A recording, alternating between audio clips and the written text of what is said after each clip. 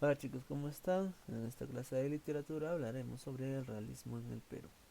Para ello, debemos recordar también algunos conceptos que habíamos tratado en el realismo de forma general, cuando hablamos sobre Fedor Dostoyevsky y Crimen y Castigo. Hablamos del realismo que apareció pues en Francia hace mucho tiempo y que expandió su influencia a lo largo de toda Europa, ¿no? Eh, Presentó variantes como el realismo sociológico, el psicológico, ¿no? En fin. Te invito a recordar justamente aquellos conceptos que nos van a servir para poder entender lo que vamos a hablar ahora. Muy bien, empecemos entonces con respecto al realismo en el Perú. Como ustedes saben, el realismo se ha dado en un contexto muy conflictivo que está representado justamente por la foto que estoy presentando y que agudiza un poco más la problemática que venía sufriendo el Perú, ¿no? Con la guerra del Pacífico. Ha sido un largo proceso de justamente años conflictivos, ¿no? Donde el Perú ha tenido que enfrentarse a muchos problemas, no solamente lo de la guerra del Pacífico, sino también una cuestión de tipo patriótica. Empecemos entonces a reconocer un poco con respecto a el contexto.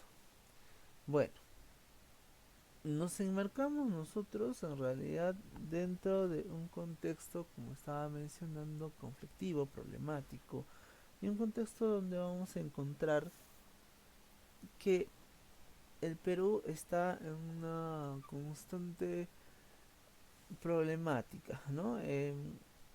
Y acá tenemos, por ejemplo, de la derrota en la guerra del Pacífico. Esta derrota en la guerra del Pacífico ha sido muy traumática, hay que decirlo. ¿Por qué? Porque hasta estos momentos, por ejemplo, nosotros seguimos teniendo esos rezagos, ¿no? Es decir, ese ideal de revanchismo, ¿no? Con respecto al país chileno. Y justamente hoy día, que van a jugar Perú y Chile, siempre se agudiza algo que tenga que ver con respecto a los dos países, Perú y Chile. Eso ya parece ser una tradición en realidad, ¿no? A estas alturas de estos años y que han pasado mucho tiempo y que la rivalidad sigue creciendo un poco más porque tenemos ese temor de que Chile haya sido siempre superior a nosotros o que siempre nos haya de alguna manera copiado, ¿no? En fin, eso es lo que sucede. Entonces, desde ese momento la guerra con Chile y el sentimiento también lo va a expresar González Prada en su discurso en el Politeama. Luego tenemos el segundo militarismo, ¿no? Y la reconstrucción nacional. La reconstrucción nacional se da inicio más o menos hacia 1895 y como ustedes saben, después de eh, justamente esta debate que estamos viviendo, ¿no? Con Nicolás de Piérola va a abrir, se va a abrir justamente esto de la reconstrucción nacional, lo que va a dar una apertura al capitalismo extranjero, ¿no? Y ese es justamente el contexto en el cual se mueve también este ambiente. Establecimiento de compañías mineras extranjeras como la Cerro de Pasco Corporation y la International Petroleum Company. Y acá viene una pregunta. Acá viene una pregunta. La, inf- la inclusión de estas compañías mineras ya va a ser parte de cierto contexto también literario. ¿Sí? La pregunta es la siguiente. ¿En qué novela, en qué novela se hace mención del Cerro de Pasco Corporation? Se la dejo a ver si de alguno de ustedes puede averiguar o recordar por ahí. Por supuesto, esto en la clase de reforzamiento lo voy a mencionar. ¿Y cuál es la importancia justamente del establecimiento de estas compañías mineras posteriormente al realismo? Bien, ese ha sido el contexto entonces en el cual se ha movido el realismo en el Perú. Y ahora vamos a conceptuarlo, ¿no? Nosotros sabemos que el realismo no ha sido un movimiento literario que describió, analizó y criticó los estratos de la sociedad, ¿no? Entonces, en ese sentido, podríamos decir que el realismo en el Perú fue un movimiento literario que describió, analizó y criticó los estratos de la sociedad peruana en plena crisis económica, social y política. Eso podríamos decir con respecto a el realismo en el Perú. Y como ustedes ven, ahí hay una imagen justamente de lo que se vivía en esos contextos, ¿no? Y como ustedes pueden ver, se conocía como Rabona, la mujer que acompañaba a los soldados peruanos en la batalla. En la imagen, suplica al soldado chileno que no repase a un herido. A este respecto hay una canción, ¿no? Que habla sobre Francisco Bolognesi, en la que le cuentan a la madre que ha muerto, ¿no? Dice, allá en el morro de Arica hay un cadáver de quién será, ¿no? Y las mujeres justamente tenían ese gran papel dentro de la guerra con Chile. Y una de ellas es la conocida Ramona.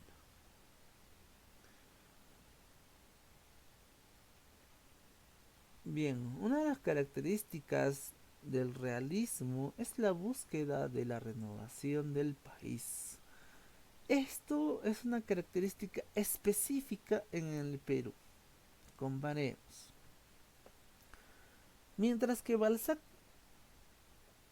describía su sociedad de esos entonces, en la Francia de esos entonces, a través de esa descripción nos mostraba una crítica de su sociedad de esos entonces. Lo que hacen acá en el Perú no solamente es presentarnos una descripción de la sociedad de entonces, no, sino ir más allá también de la crítica, buscar un afán de renovación y sobre todo lo va a hacer Manuel González Prada a través de sus discursos, por supuesto. No es el que más ha sonado en ese sentido. Sin embargo, podemos encontrar a otros escritores que iban por ese camino, ¿no? Es por eso que una de las características era la búsqueda de la renovación del país. Los escritores realistas surgieron en respuesta contra la crisis generada por la Guerra del Pacífico. Así plantea una renovación en los diversos ámbitos de la realidad peruana, político, educativo, cultural. Como hoy en día, por ejemplo, estamos nosotros también como sociedad postulando una renovación en el pensamiento, una renovación en el cambio político, social, ideológico. Un dato que hay que conocer es que, por ejemplo, si bien la novelística de Teresa González de Fanning, Ancashina, no tuvo mucha repercusión, Lucecitas, por ejemplo, donde destacó la autora, fue en la búsqueda de una educación más igualitaria entre el hombre y la mujer. Así, plantea un cambio en la educación en todos los niveles donde propone contenidos que le permitan a la mujer emanciparse económicamente del varón. Recordemos que ese papel de la mujer en el Perú era un papel de subordinación o de sumisión, ¿no? Y que habían intentos, como en el caso de Lucecitas, ¿ya? Para poder presentar, digamos, una educación distinta, una educación donde la mujer se pueda sentir libre, emancipada, ¿no? También con poder. Entonces, estas cuestiones de la liberación de la mujer no viene desde hace algunos años, sino ya de épocas de finales de 1800. Por otro lado, tenemos también la objetividad. Recuerden que en Balzac, en Dostoyevsky, en Tolstoy, vamos a tener esa característica de la objetividad con la simple finalidad de presentarnos la realidad lo más cercano posible, lo más real posible, ¿no? Entonces, en oposición a la subjetividad romántica, los realistas buscan describir con objetividad la realidad circundante. Ello afianzado en la influencia que generó la doctrina positivista europea. Recordemos el positivismo de Augusto Comte. Por ejemplo, en la novela considerada de rigor científico por su autora Mercedes Cabello de Carbonera y subtitulada como novela social debido a la aplicación del método científico y del análisis en la realidad social de sus personajes, Blanca Sol es considerada una novela al estilo de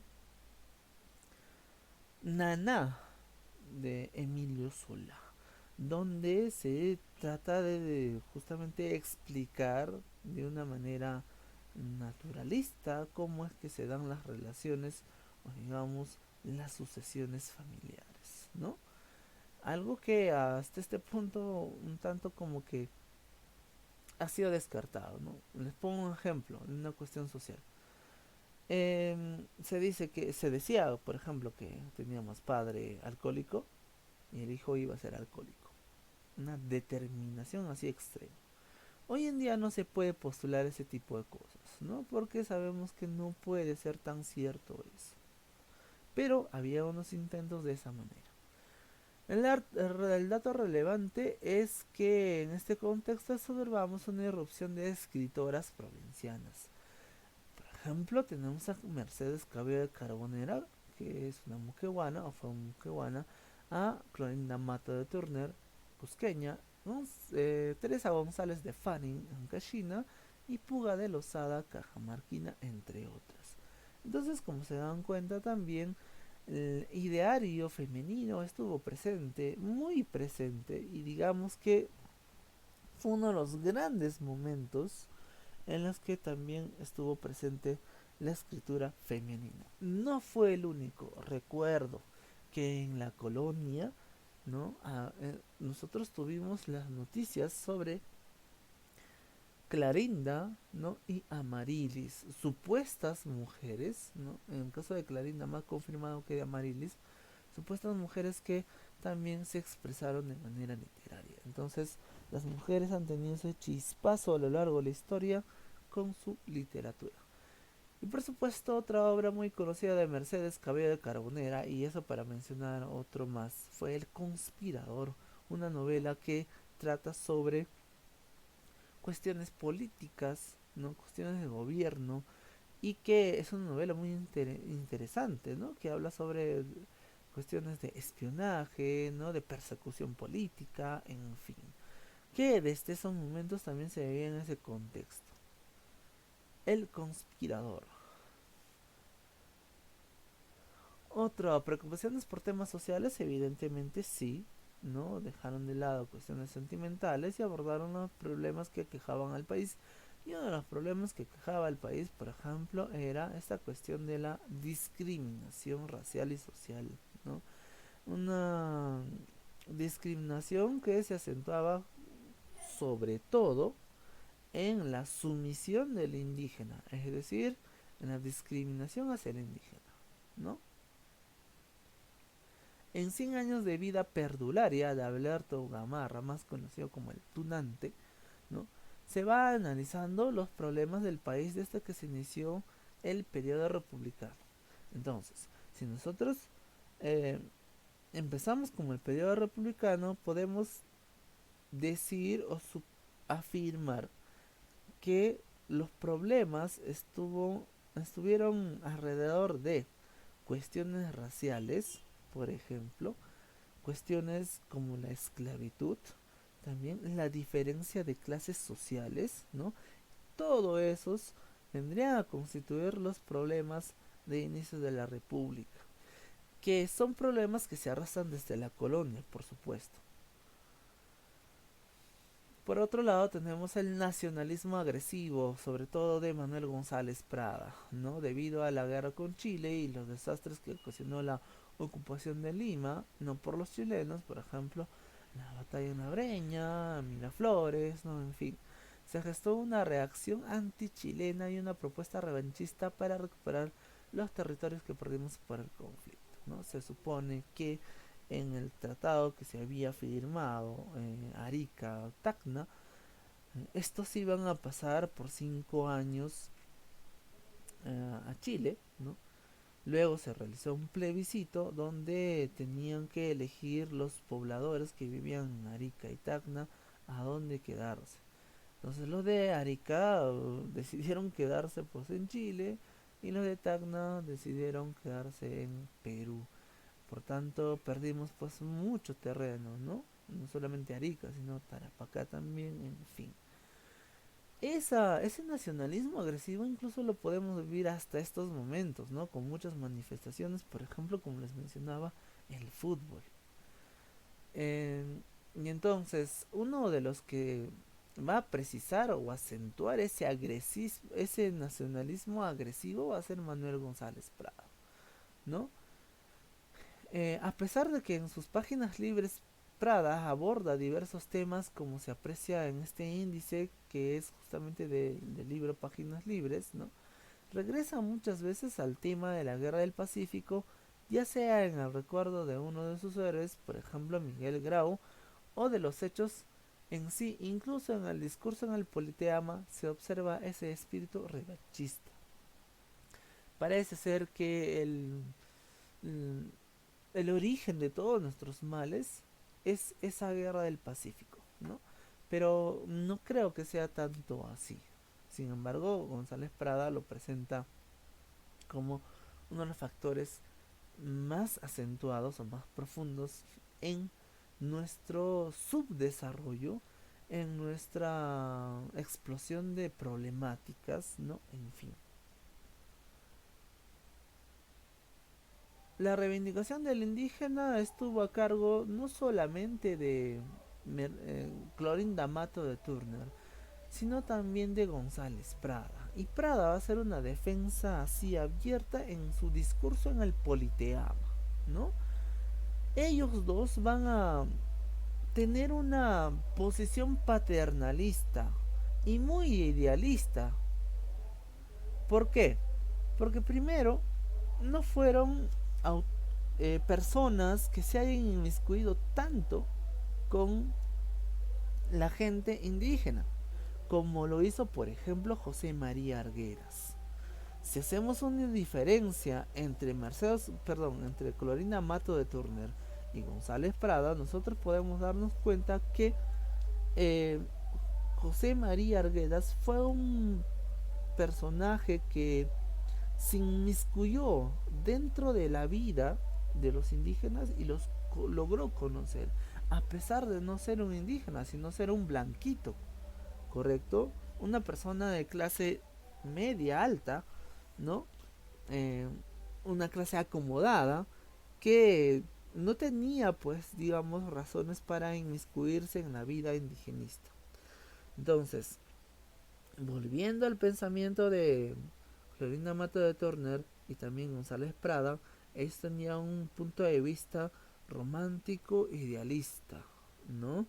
Y como decía, muestra una actitud paternalista y caritativa sobre el indio. Y considera, ¿no? Los dos consideran que el problema del indio tiene su solución en la educación. Sobre todo, González Prada lo va a hacer evidente en su discurso en el Politeama, ¿no? Entonces, eh, podríamos decir que en el caso de Clorinda Mato, el Aves sin Nidos, su novela Aves sin Nidos, es una precursora ya del indigenismo que vamos a tener posteriormente. Hablando sobre González Prada, podemos hablar de él y decir ciertas cuestiones muy representativas. En este caso, que él fue poeta y ensayista de origen aristocrático y limeño, ¿no? Y acá pueden ver justamente el hecho de que González Prada tuvo esa posición paternalista con respecto al indigenismo, a los indígenas. Él nació en Lima en 1844 en una familia aristocrática y en su juventud se dedicó siempre a la investigación científica. En este sentido reveló pues un apego bastante apego hacia el positivismo.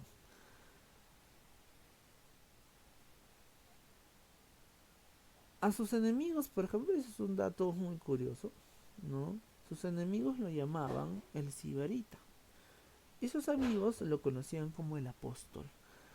Esos son dos de los apodos que él obtuvo, ¿no? Él también, bueno, terminada la guerra con Chile, había iniciado una polémica con respecto a la crítica social, ¿no? Mostró su fuerte anticlericalismo, antichilenismo, antihispanismo e ideológicamente se asocia con el anarquismo. Estas tres ideas las va a manejar justamente en el discurso en el Politeama. Es un crítico racionalista que ataca la indolencia, la corrupción y la falsedad en el arte y en la política. Es cierto. Y al momento de él propugnar justamente un anarquismo, nos habla de una sociedad que no se deje llevar por autoridades, por un gobierno, por un estado establecido, ¿no? Algo que es una utopía, puesto que no podemos vivir de esa manera. Sería imposible, por lo menos en el Perú. Por otro lado, tenemos un listado de las obras literarias de él, en este caso de ensayo, como por ejemplo Anarquía, ¿no? Las baladas peruanas, Grafitos y sus dos obras más importantes en este sentido de los ensayos, Horas de lucha y Páginas libres. Por otro lado, tenemos la poesía que está reunida en minúsculas presbiterianas, exóticas, ¿no? Libertarias, que es otra de las más conocidas, y letrillas también. ¿Cuáles fueron los aportes de Prada en el Perú? Pues primero, por ejemplo, ser precursor del modernismo, adelantarse con sus dos obras muy importantes como Minúsculas y Exóticas. ¿Por qué? Porque primero presentaban ya ciertos atisbos, ciertas características del modernismo, en este caso la musicalidad y el color. Además, la influencia de introducir el triolet, el rondel, el staccati, las estrofas esperianas, ¿no? En fin.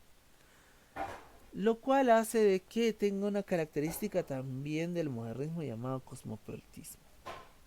Por otro lado, también precursor del indigenismo, ya que su obra ensayística va a redundar sobre justamente el tema indígena, ¿no? Y va a proponer soluciones o va a proponer también algunas variantes en cuanto a la solución del problema indígena, que parte sobre todo, según el pensamiento de Prada, y no hay que olvidarnos, parte desde la educación, ¿no? Desde la educación. Bien, hablemos un poco sobre Páginas Libres. Páginas Libres fue publicada en 1894, es un conjunto de ensayos, discursos y conferencias que critica la realidad de la segunda mitad del siglo XIX en muchos aspectos, por ejemplo, el político, social, literario, el militar y el cultural. Una de las características se puede decir que, por ejemplo, a ver, uno de los motivos es la guerra con Chile, ¿no?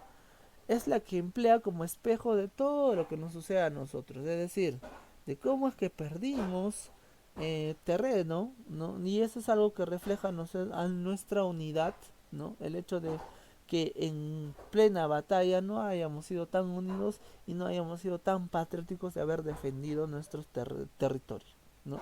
Y eso es lo que se nos da hasta ahora, por ejemplo.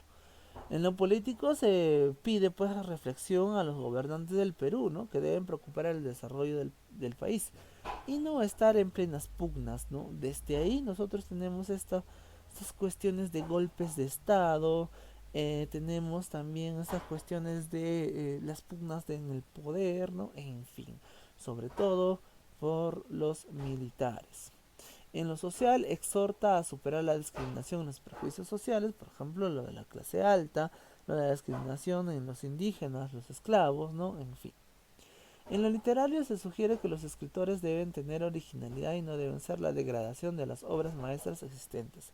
Es decir, Prada pedía que no copiemos a Balzac, no copiemos a Fedor Dostoyevsky, sino que nosotros también seamos originales y presentemos problemáticas propias, ¿no? Algo que se logró muy poco.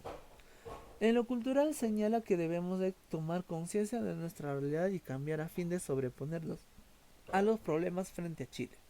En ese sentido, tendríamos que hablar de una conciencia cívica que no tenemos hasta ahora, por ejemplo, y justamente tiene que ver con el hecho de elegir a quienes nos van a gobernar, ¿no?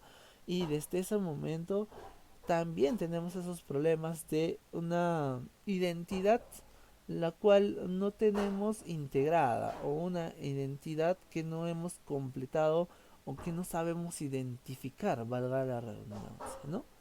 Y por último nos enseña a seguir el ejemplo de personajes que dieron todo por nuestra libertad y desarrollo, como esos héroes, ¿no? Que nosotros siempre recordamos a lo largo de la historia. Discurso en el Politeama tiene temas como el papel de la juventud, y ahí su frase justamente típica que siempre recordamos, ¿no? Los viejos a la tumba, los jóvenes a la obra, dice Prada, y hace mención a la importancia del papel de la juventud y de la niñez, porque de ellos depende el desarrollo de la nueva generación también. El odio contra Chile, la reivindicación indígena, entre otros temas. Este género expositivo es una especie de ensayo, ¿no? Acá vamos a tener, por ejemplo, como una de las características el retoricismo, empleo de figuras literarias como la metáfora, la antítesis, la hipérbole. Por otro lado, vamos a tener un estilo sentencioso, mordaz y alambicado. En este sentido, vamos a tener un tono fuerte. Las palabras de Prada suenan fuerte, suenan a una reprimenda, ¿no? Suenan a que nos está amonestando, molestando o llamando la atención por algo que hemos hecho mal, ¿no? Por otro lado, la renovación ortográfica. Y en ese sentido quiero adelantar algo. Si ustedes ven, por ejemplo, que hay palabras escritas de manera diferente a la que conocemos, es porque Prada era un rebelde en la ortografía. Prada era una persona que generalmente no seguía ciertas reglas ortográficas, ¿no? Y en ese sentido adelanto porque van a ver ustedes textos que van a estar escritos de manera diferente y que no es porque hayan eh, digamos, incorrecciones ortográficas, sino para que observen ustedes la visión que tenía Prada con respecto a esta cuestión ortográfica. Las referencias literarias e históricas van a ver abundantes con respecto a nuestros héroes y con respecto también a los literatos que, como yo había mencionado siempre, son peruanos imprescindibles, ¿no?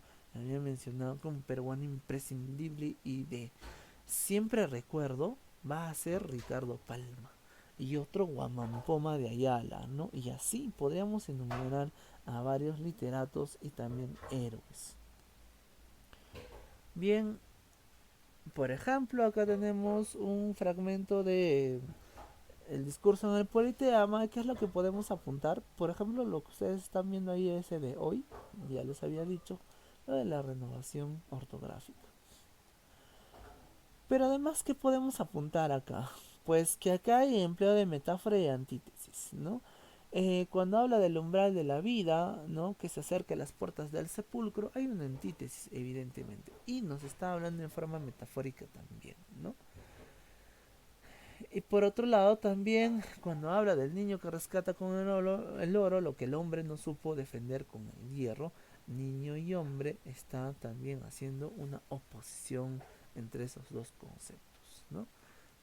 Además, lo que nos hace Prada es llamarnos o exhortarnos, ¿no? De alguna manera a despertar, ¿no? Niños, sed hombres, madrugad a la vida, ¿no? Es decir, en este momento ya tienes que ser partícipe de tu vida. no cuando seas joven, desde niño ya. Y por otro lado también eh, enfatiza sobre el papel de la juventud en el cambio de espíritu revanchista contra Chile, ¿no? Como lo había mencionado, Prada cree que la juventud es esencial dentro del desarrollo, dentro del cambio social, dentro de esta protesta que podamos tener con respecto a las problemáticas sociales. Por otro lado, también nos va a presentar, ¿no?, las causas de la derrota frente a Chile, ¿no? Ahí nos los va a decir directamente. Prada era un tipo que no se guardaba nada. Y también la influencia del positivismo desde un punto de vista científico, ¿no?, que están marcados justamente ahí. Además, vamos a tener también la crítica a la injerencia de la religión en la educación. No solamente la religión ha sido una de las instituciones que ha subdesarrollado, ha dejado en el atraso al indigenismo, dirá Prada, sino también otras instituciones más, ¿no? Pero la que más ha hecho posible ese atraso ha sido la religión.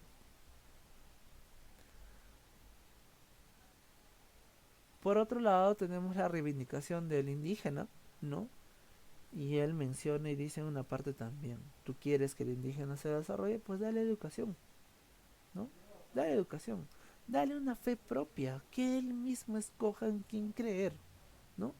Y múltiples cosas más, que tenga en suma libertad, ¿no? Y la propuesta de educación para la regeneración del indígena es justamente esa, ¿no? Que tienes que darle al indígena educación si quieres verlo libre, si quieres verlo desarrollarse de manera propia, ¿no? Y no embrutecerlo a través, por ejemplo, ¿no?, y ahí menciona tres instituciones importantes: el juez de paz, el gobernador y el cura, que eran siempre los que embrutecían. ¿Por qué? Porque retrasaban con su justicia, con su forma de gobierno, con su religión, al indígena.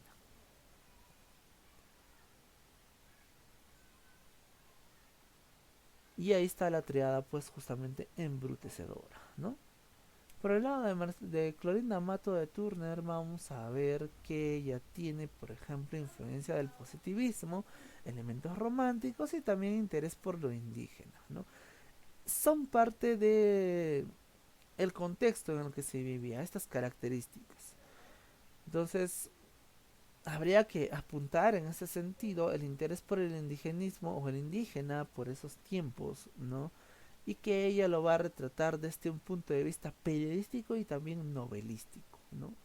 En la que hace denuncias sobre el abuso que se tiene contra los indígenas, sobre todo aquellos indígenas que estaban en donde ella vivía, el Cusco. No olvidemos también su lado romántico desde un punto de vista de la representación de las costumbres, ¿no? A través de su libro Tradiciones Cusqueñas, por ejemplo, ¿no? Bien, hablando de aves sin nidos, vamos a hablar de una novela que justamente habla de la explotación y de la indiferencia, discriminación y también de la injusticia indígena, ¿no?, por parte de los nobles, que ella menciona en la obra. El género narrativo y la especie es una novela social al estilo de las novelas de Balzac. La estructura, un prólogo y dos partes, ¿no? Las técnicas tradicionales que se utilizaban, por ejemplo, en el realismo era la del narrador omnisciente y la del narración lineal. Descripciones detalladas y abundantes, típicas del realismo, intervención del narrador durante la trama y uso de los elementos melodramáticos justamente para ahondar dentro de la problemática social. A ustedes les invito a leer el argumento para enterarnos un poco más sobre la historia de Aves sin nidos. Esto, por supuesto, es un argumento breve, ¿no?, para darnos cuenta de lo que trata Aves sin nido.